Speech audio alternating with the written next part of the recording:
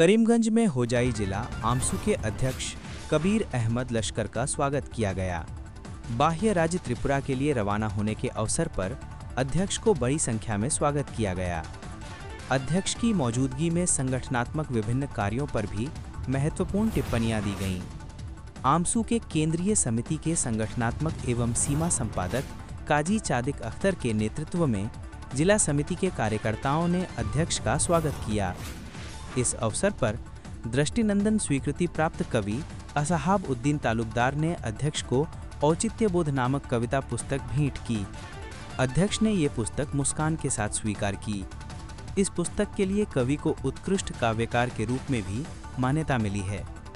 उन्होंने पृथ्वी के विभिन्न देशों में अपनी कविताओं का पाठ किया है और इस कविता पुस्तक के लिए विदेश में गोल्ड मेडल भी प्राप्त किया है।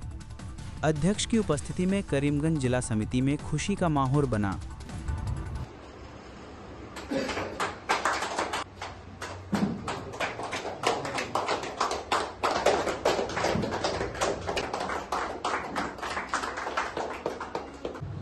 हमारे कबीर भाई विजय डिस्ट्रिक्ट प्रेसिडेंट আপনাদের সম্মুখে আমি প্রস্তাব দেওয়ার আগে কোনো জন না দেখে বাতাগাতে চলে আসবে।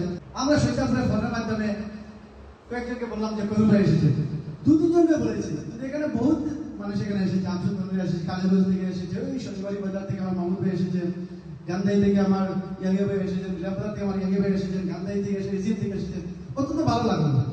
ইতিমধ্যে কাছাৰ সমিতি বনাবলৈ সক্ষম হৈছে আৰু শক্তিশালী ৰূপত বনাইছে। আমি আজিৰ এই সভাৰ জৰিয়তে কাছাৰ জিলা সমিতিৰ প্ৰত্যেকজন বিষয়ক শুভেচ্ছা জ্ঞাপন কৰিছো।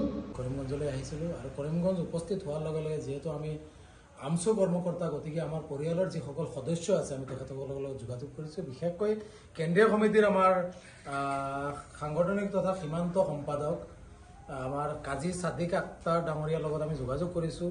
জিলা সমিতিৰ বিষয়ৰ লগত যোগাযোগ কৰিছোঁ। তেখেতৰ লগত আমি কিছু আলোচনা কৰিছোঁ, লগ হৈছোঁ আৰু তেখেতসকলে তাৎক্ষণিকভাৱে অতি কম সময়ৰ ভিতৰতে তেখেতসকলৰ জিলা কাৰ্যালয়ত এখনি সম্বৰ্ধনা অনুষ্ঠান আৰু কিছু সাংগঠনিক আলোচনাৰ উদ্দেশ্যে এখন সভা আয়োজন কৰিছে, য'ত আমি উপস্থিত হৈছোঁ। আমি কিছু সাংগঠনিক দিশত আলোচনা কৰিছোঁ।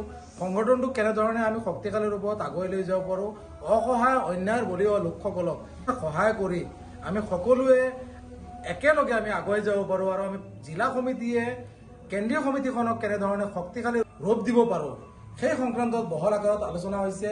ইয়াত কবি বা একাংশ সন্মানীয় আমাৰ ইয়াৰে মুৰব্বী সমাজ, শিক্ষাগুৰু তথা আমচুৰ কৰ্মীসকল আছিলে।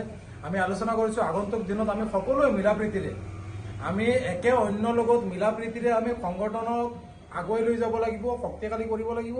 অন্যায়ৰ বলি হোৱা লোকসকলক সাংবিধানিক অধিকাৰ সাব্যস্ত কৰি যাতে জীয়াই থাকিব পাৰে তাৰ প্ৰতি লক্ষ্য ৰাখি আমচুৰ প্ৰত্যেকজন সৈনিকে যাতে নিজৰ নিজৰ কৰণীয়খিনি শক্তিশালী ৰূপত কৰিব পাৰোঁ তাৰ বাবে আমি প্ৰতিশ্ৰুতিবদ্ধ হৈছোঁ।